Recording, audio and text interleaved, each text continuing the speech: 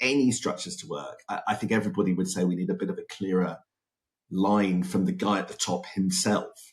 And that's the question about the direction of this government and the overall structures. Are the missions that Keir Starmer talked about even alive, Anne? They're sort of Schrodinger's missions, aren't they? They're sort of alive.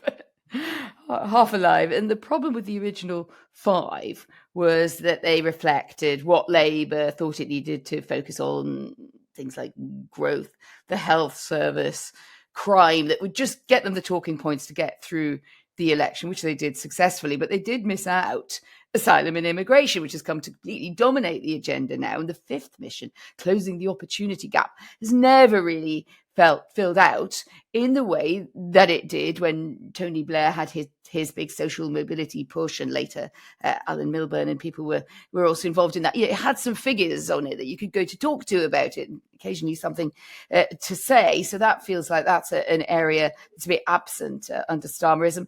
And then what about welfare reform? Now, obviously, somewhat touchy subject, no, for the government. But if you haven't got it in there, well, it seems that you've got all these things that are missions. It's a bit like having a few ingredients for the stir fry, but you forgot to put the main ones in there. It does seem odd that you have a delivery unit that's not in the same building as the Prime Minister and is a sort of basement of the Cabinet Office. It doesn't feel like that's going to be a particularly empowered unit, and that was one of the themes that leapt out to me. But also, as you say, it just looks like Keir Starmer doubles up a lot.